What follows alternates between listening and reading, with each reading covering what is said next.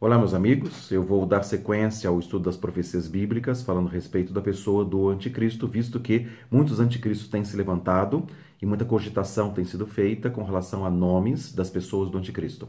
Então, eu falei a respeito de Daniel capítulo 11, da divisão do império de Alexandre o Grande, da Macedônia, o império grego, que foi dividido em 4 partes entre os seus generais. E a profecia de Daniel 11, 3 e 4 fala bem especificamente a respeito disso, que depois se levantará um rei valente, que reinará com grande domínio e fará o que lhe aprouver. Mas estando ele em pé, o seu reino será quebrado e será repartido aos 4 ventos dos céus. E não para sua posteridade, nem tampouco segundo o domínio com que reinou, porque o seu reino será arrancado e passará a outros que não eles. Então está falando dessa forma, que Alexandre não deixou descendentes, e de fato ele morreu aos 32 anos, e os seus generais aqui dividiram então esse império, mas não com a mesma força e mesma dominação que ele teve. E especificamente, 2 desses generais, Seleuco, conquistou a região da Síria, e Ptolomeu foi rei do Egito, conquistou essa região, e eles fizeram guerras entre si, e aqui descreve profeticamente as guerras que houve entre Seleucidas e Ptolomeus, as dinastias do rei da Síria e do rei do Egito. Então o rei do norte e o rei do sul guerreando, e Israel era o palco de guerra, porque estava exatamente entre o caminho, né, da Síria e do Egito. Então, falando a respeito desse assunto, Daniel 11, 21 a 23, fala de um rei que se levantou, descendente deste império, e ele fala que se levantou no seu lugar um homem vil, um homem de Belial, que não tinha dignidade real e que veio caladamente e tomou o reino com intrigas, que ele destruiu a força dos poderosos, como também quebrou o príncipe da aliança. E depois de ter feito aliança, ter feito parte desta aliança, Daniel 11, 23, ele usou de engano, quebrantou o príncipe da aliança e se tornou forte com pouca gente. Fez guerras contra o rei do norte, contra o rei da Síria, para exercer o seu domínio, e Daniel 11:31 fala que ele profanou o santuário. Diz que profanou o santuário e a fortaleza nossa, tirando o sacrifício costumado e estabelecendo a abominação desoladora. Então essa menção aqui normalmente é interpretada como Antíoco Epifânio, entre 167 a 164 a.C., mas fala dessa profanação do santuário, porque realmente este homem, Antíoco Epifânio, ele entrou no santuário em Jerusalém e fez um sacrifício de uma porca ali naquele templo, quer dizer, um animal abominável aos judeus, e ele fez isso propositadamente para fazer essa profanação do templo. E depois, a partir do versículo 36, fala que este homem vai fazer conforme a sua vontade, vai falar coisas incríveis contra o Deus dos deuses, vai desprezar o Deus dos seus pais e vai estar com a ajuda de um Deus estranho, fazendo guerras, a quem ele oferece ouro, pratas e pedras preciosas, e esse Deus estranho, que os seus pais não conheceram, vai ajudá-lo a fazer essas guerras contra o rei do norte e contra o rei do sul. E vai entrar na terra gloriosa, Daniel 11, 40 e 41, e muitos países cairão, mas da sua mão escaparão Edom e Moabe, os chefes de filhos de Amon, e estenderá sua mão contra os países, e a terra do Egito não escapará. Apoderar-se-á dos tesouros de ouro e de prata, de todas as coisas preciosas do Egito, e os líbios e etíbios o seguirão. Então, está falando a respeito disso, até que virá uma destruição sobre ele, como está no versículo 45, armará suas tendas do seu palácio entre o mar grande e o monte santo e glorioso, mas chegará ao seu fim, e não haverá quem o socorra. E neste tempo, então Daniel 12, 1 e 2, fala a respeito disso, se levantará Miguel, o arcanjo, o defensor dos filhos de Israel, num tempo de angústia que nunca houve desde que houve mundo até aquele momento, e haverá salvação do povo de Israel, e será o tempo da ressurreição dos mortos, uns para vida eterna e outros para juízo eterno. Então, estamos falando de um tempo que é muito mais do que o tempo de Antíoco Epifânio, quando profanou o santuário, fazendo aquele sacrifício lá no templo em Jerusalém, naquela época de 167 a 164 a.C. Estamos falando de um homem que vai profanar o santuário num tempo de perseguição e de angústia contra o povo de Israel, e que Deus vai se levantar através do arcanjo Miguel para trazer defesa e proteção para o povo de Israel, um tempo de ressurreição dos mortos. Então, aqui está falando, desde Daniel 11, 21, de um homem de Belial, do homem do pecado, que o apóstolo Paulo citou em 2 Tessalonicenses capítulo 2, versículo 3 e 4, que haverá o homem do pecado, o homem da iniquidade, o filho da perdição, que se opõe e se levanta contra tudo que chama Deus, objeto de culto, a ponto de assentar-se no santuário de Deus, ostentando-se como se fosse o próprio Deus. Então, estamos falando de um tempo final, não um tempo que já teve um cumprimento parcial desta profecia, mas o cumprimento pleno no tempo do fim, como está descrito em Daniel 11:40, como está escrito em Daniel 12:1 e 2, é um tempo de restauração de todas as coisas, de trazer vida eterna e restauração do povo de Israel. Então, neste momento vai se levantar este homem que primeiro não tinha uma dignidade real, Daniel 11:21, quer dizer, ele não era rei, não era príncipe, nada, não tinha essa dignidade real, e ele então vai quebrar os poderosos da terra, vai quebrar o príncipe da aliança. Então estamos falando de uma aliança árabe-israelense, e nesse texto aqui, Daniel 11:30 e 31, especificamente fala a respeito dele quebrar, dele desprezar a Santa Aliança. Por quê? Nessa aliança entre árabes e israelenses, dividindo a cidade de Jerusalém, que vai acontecer ainda na criação do Estado palestino, está fazendo uma aliança em que também vai haver a restauração ou a reconstrução do templo em Jerusalém, de maneira que o sacrifício costumado, diário, que os judeus oferecem para cultuar a Deus, vai ser restabelecido. Mas ele vai quebrar essa aliança e na metade dos 7 anos da aliança, como diz Daniel 9:27, ele vai fazer cessar o sacrifício e a oferta de manjares, e sob a asa das abominações virá o assolador, que é a pessoa do anticristo, também descrita no Daniel 11:31 e no Daniel 11:36. Quando Jesus Cristo disse, Mateus 24:15, quando vocês virem o abominável da desolação que falou o profeta Daniel no lugar santo, então fujam. As que estiverem na Judéia, porque haverá um tempo de grande aflição, grande tribulação, como nunca houve nem haverá jamais. Então são as mesmas expressões que o próprio Senhor Jesus Cristo disse do abominável da desolação no lugar santo, Daniel 11:31, Daniel 9:27, Daniel 11:31, e este rei falando coisas incríveis, se levantando contra o Deus dos deuses, Daniel 11:36, fazendo guerras, desolações que são determinadas até o tempo do fim. Daniel 11:40 e 41, Daniel 12:1 e 2. Então, estou repetindo isso para falar a respeito desse tempo, quando nós estamos falando, então, de um homem, o homem do pecado, o filho da perdição, que vai fazer essas coisas. Então, estou fazendo um resumo, né, do último vídeo, do que nós estamos falando, e especificamente hoje eu quero falar mais dessa pessoa do anticristo, agora na descrição do profeta Ezequiel, num texto que é bastante conhecido, de Ezequiel, capítulo de número 28. Então veio a palavra do Senhor a Ezequiel, dizendo: Filho do homem, dize ao príncipe de Tiro, assim diz o Senhor Deus, porquanto teu coração se elevou, e disseste, eu sou Deus, sobre a cadeira de Deus me assento no meio dos mares, e não passas de homens, não és Deus, ainda que estimas o teu coração como se fosse o coração de Deus. Então está falando a respeito de um rei, aliás, aqui está falando de um príncipe ainda, não um rei, de Tiro, tá? E esse homem foi prefigurado na pessoa de Etbaal, tá? Ou Itobaal II de Tiro. Então, uma representação de um homem que esteve ali se elevando, achando que era Deus, e este homem foi morto por Alexandre da Macedônia. Então, exatamente quando no estabelecimento do Império Grego, Alexandre invadiu a região de Ciro, a região Ciro-Fenícia, e na cidade fenícia de Tiro, que é ao sul do Líbano, Alexandre entrou ali com seus exércitos e matou este Etbaal, né, que existia nessa época, 322 a.C. Então, houve estas guerras aqui, né, e antes até da profanação do templo, né, na época do Império Grego ainda, antes da divisão do Império Grego, está descrito no Daniel 11, e este homem até fala que você vai falar diante daquele que te matou, eu sou Deus, és um homem e vai morrer, como Etbaal II realmente morreu. E ele diz assim a respeito deste homem, desse príncipe de Tiro, que foi morto por Alexandre na conquista do Império Grego. Eis que tu és mais sábio que Daniel, e não há segredo em ti que não possa te esconder. Pela tua sabedoria e pelo teu entendimento alcançaste para ti riquezas, e adquiriste ouro e prata nos teus tesouros. Pela extensão da tua sabedoria, no teu coração aumentaste as tuas riquezas, e elevas o teu coração por causa das tuas riquezas. Portanto, assim diz o Senhor, porquanto estimas o teu coração como se fosse o coração de Deus, por isso, eis que eu trarei sobre ti estrangeiros, como foi o caso de Alexandre naquele momento específico, os mais terríveis dentre as nações, os quais desembainharão as suas espadas contra a formosura da tua sabedoria e mancharão o teu resplendor. Eles te farão descer a cova e morrerás da morte dos traspassados no meio dos mares, porque exatamente Tiro é uma cidade litorânea ao sul do Líbano. E acaso dirás diante daquele que te matou, eu sou Deus?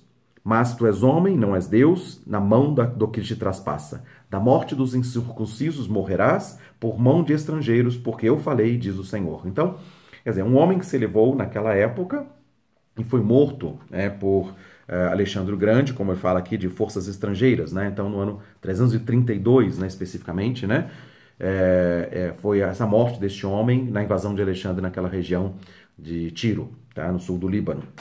Mas o texto de Ezequiel 28 continua no versículo 11, dizendo da seguinte maneira: Veio a mim a palavra do Senhor, dizendo: Filho do homem, levanta uma lamentação sobre o rei de Tiro e diz-lhe. Então aqui, antes falava de um príncipe, agora fala a respeito do rei de Tiro. Então houve uma mudança ali, pode ser que a gente possa interpretar como um homem natural, um príncipe, né? Como também eu tinha mencionado, o próprio Daniel capítulo 10 fala dos príncipes da Média e Pérsia, como também o príncipe da Grécia, e não somente de homens naturais, mas de homens espirituais, de seres espirituais, que são os principados que regiam aquelas nações. Aqui nós falamos, no começo de Ezequiel 28, uma profecia contra o príncipe. Agora, Ezequiel 28, 11 e 12 fala a respeito da lamentação contra o rei de Tiro. E olha o que diz a respeito dele, uma profecia que é claramente entendida espiritualmente, dizendo assim: diz o Senhor Deus, tu és o selo de medida, o sinete de perfeição, cheio de sabedoria e perfeito em formosura. Estiveste no Éden, jardim de Deus. De toda a pedra preciosa era a tua cobertura: sardônia, topázio, diamante, turquesa, ônix, jaspe, safira, carbúnculo, esmeralda e ouro. Em ti fazia os teus tambores e os teus pífaros no dia em que fosse criados, foram preparados. Tu eras o querubim ungido para cobrir, e te estabeleci. No monte santo de Deus estavas, no meio das pedras afogueadas andavas. Perfeito eras nos teus caminhos, desde o dia em que foste criado até que se achou iniquidade em ti. Então está falando de um príncipe que se tornou rei em Tiro, mas claramente está falando de uma pessoa que era um querubim ungido da guarda, era um homem que estava na Monte Santo de Deus, quer dizer, um homem cheio de ornamentos, de pedras preciosas, cheio de riquezas, com sabedoria, com entendimento, e claramente não está falando a respeito dessa pessoa, né, de Baal ou qualquer outro rei de Tiro, tá? Está falando a respeito de Satanás, de Lúcifer, um portador de luz, um anjo querubim da guarda ungido, que estava no Éden, tá? Então, o rei de Tiro não estava no Éden particularmente. Então, estamos falando de um principado, estamos falando de uma força espiritual da maldade, estamos falando de um ser que era um anjo de luz, que caiu, tá? Então ele estava falando, até que se achou iniquidade em ti, então foi tirado, né, do Monte Santo de Deus. E aí é uma coisa interessante que eu quero mencionar nesse vídeo, é o seguinte, falando claramente, muito além do rei de Tiro, mas do próprio Lúcifer, que estava no Éden, no versículo 16 fala da seguinte maneira: na multiplicação do teu comércio, encheste o interior de violência e pecaste. Por isso te lancei profanado do monte de Deus e te fiz perecer, ó querubim ungido, no meio das pedras afogueadas. Então está falando do querubim, que foi lançado fora do monte de Deus, por causa da multiplicação do seu comércio e enchendo então o seu interior de violência. Quando é que Satanás fez comércio? Ou, voltando até na passagem falando do príncipe ainda de Tiro, ele fala, eras mais sábio que Daniel, não há segredo que se possa esconder de ti. Então estamos falando só de um homem que tem todo o conhecimento e que não tem segredos que não possam ser revelados, que possam ser escondidos. E ele fala, pela tua sabedoria e pelo entendimento alcançaste para ti riquezas, adquiriste ouro e prata nos teus tesouros, pela extensão da tua sabedoria no teu comércio, aumentaste as tuas riquezas e eleva-se o teu coração por causa das tuas riquezas, estimando o seu coração como se fosse o coração de Deus. E aqui também, então, falando já do querubim ungido, que estava no Éden, nos versículos 13 e 14 e 15 de Ezequiel 28, fala, na multiplicação do teu comércio, então encheste o teu interior de violência. Quando é que Satanás fez comércio? Quando é que ele adquiriu riquezas? Isso aconteceu? Satanás veio aqui fazer negócios, fazer comércio com as nações, fazer guerras com as nações e assim por diante? E ele conclui esse texto, 17 a 19, de Ezequiel 28, da seguinte maneira: elevou-se o teu coração por causa da tua formosura, corrompeste a tua sabedoria por causa do teu resplendor, por terra te lancei, diante dos reis te pus, para que olhem a ti. Pela multidão das tuas iniquidades e pela injustiça do teu comércio, profanaste os teus santuários.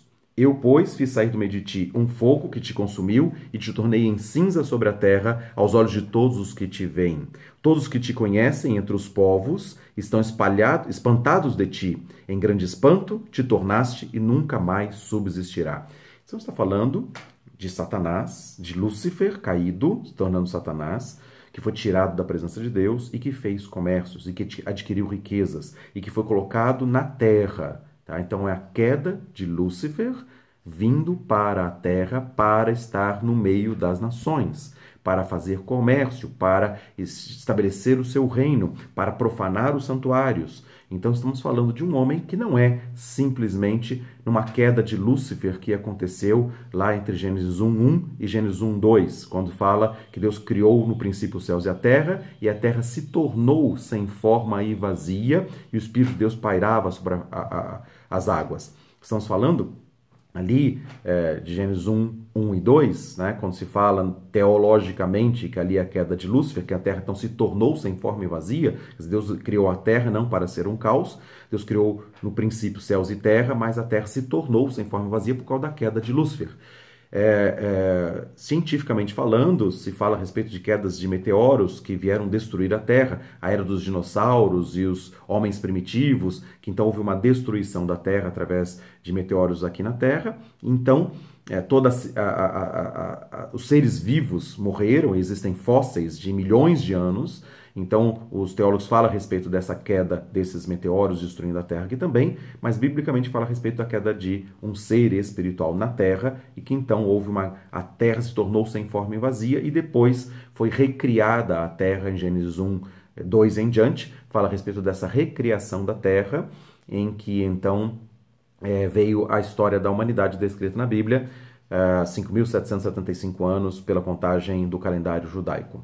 Então, nós estamos falando a respeito desse assunto, né? Mas aqui está falando não de uma queda de Lúcifer naquele momento, porque lá não existia nações, né? Mas aqui está falando de uma queda se tornando um rei entre os povos. E os povos ficaram espantados por causa desse homem e por causa das riquezas e da sabedoria e da força e da violência com que ele exerceu naquele domínio, só que este homem vai ser morto. Estamos falando da presença de Satanás entre os homens, entre as nações. Satanás em carne na pessoa do anticristo.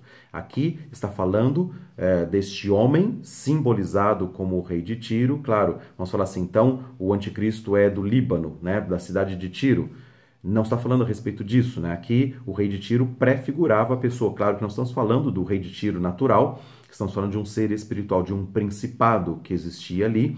E este homem se tornou rei no meio das nações, fazendo seus comércios, até que esta pessoa vai ser morta pela mão de Deus. E é dessa forma, aliás, pelos estrangeiros também, né? A mão de Deus, claro, Deus agindo soberanamente, mas está falando de uma guerra, quando os estrangeiros mais terríveis dentre as nações entraram na terra, desembainharam a sua espada e mataram aquele homem na presença de todos os povos que viram a sua morte. Então, exatamente como fala em Apocalipse capítulo 13, no versículo 4, fala a respeito de este homem, uma ferida de morte que veio sobre uma das cabeças ali, tá? E essa ferida de morte foi curada, e então todas as nações começaram a adorar o dragão, que é o diabo e Satanás, Apocalipse 12:9, e adoraram a besta, cuja ferida mortal foi curada. Satanás em carne, morto pelos reis da terra, em guerras, nessas violências que ele estava praticando para conquistar o domínio das nações, com comércio, com dominação sobre e maquinação do mal sobre todos, mas este homem vai ser morto, mas vai ressuscitar. A ferida de morte foi curada e todos os povos adoraram a besta. E dizer, quem é semelhante à besta e quem pode pelejar contra ela? Lá em Apocalipse capítulo 13, versículo 4, e depois ele vai agir durante 42 meses, tendo domínio sobre todas as nações, como Apocalipse 13, 5 e 6 fala a respeito disso, e blasfema contra o próprio Deus e contra o santuário de Deus, a saber, aqueles que habitam no céu. Então, a sequência do texto de Apocalipse 13, versículo 7, falando sobre isso. Essa morte e ressurreição do anticristo, Satanás em carne, fazendo esses comércios, exigindo adoração e culto para si, vai fazer guerras entre os povos, vai ser morto e vai ressuscitar pelo poder do diabo, e ele vai blasfemar contra o tabernáculo de Deus, aqueles que habitam no céu, porque neste momento a igreja vai estar arrebatada. Depois do arrebatamento, nada mais detém o anticristo, e então Satanás, aliás, Apocalipse 12, 8 fala a respeito disso, que houve uma peleja no céu, Miguel e seus anjos lutando contra Satanás e os seus anjos, né? E aí então não se achou mais no céu o lugar para eles, e ele foi precipitado para a terra, e Apocalipse 12, 12 fala, sabendo que pouco tempo lhe resta. E então ele vai sentar-se na areia do mar, de frente para a mulher, que é a nação de Israel, tentando devorar a mulher com um rio, e depois vai pelejar contra os descendentes da mulher, aqueles que vão se converter, fruto dos 144 mil israelitas que vão se converter a Jesus Cristo e vão ser protegidos, como está escrito lá em Apocalipse capítulo 12, versículo 13 em diante, né? Eles vão ser protegidos durante 42 meses, ou 1.260 dias, Apocalipse 12, 6. E então, neste momento, ele vai lutar contra os descendentes da mulher e vai também dominar sobre todas as nações durante 42 meses e blasfemar contra aqueles que foram arrebatados, em Apocalipse capítulo 13, versículos 5, 6 e 7, falando a respeito desse assunto. Então, estou entrando nessa profecia agora de Ezequiel para nós entendermos deste homem que realmente Satanás em carne vai ser ressuscitado pelo poder do diabo e vai então exercer esse domínio sobre as nações. Então as pessoas vão ficar espantadas vendo todas essas coisas, mas vão dizer, quem é semelhante à besta? Porque foi morto e ressuscitou pelo poder do diabo. E por isso que Apocalipse 13, 4 fala que eles vão adorar o dragão, ao diabo, e vão adorar a besta, dizendo quem é semelhante à besta e quem pode pelejar contra ela. Porque pelejaram contra ela, mataram este homem da iniquidade, o homem do pecado, mas ele foi ressuscitado pelo poder do diabo para exercer domínio sobre todas as nações, por um certo tempo, 42 meses ou 1.260 dias, perseguindo Israel e matando todos aqueles que não se submeterem ao seu domínio.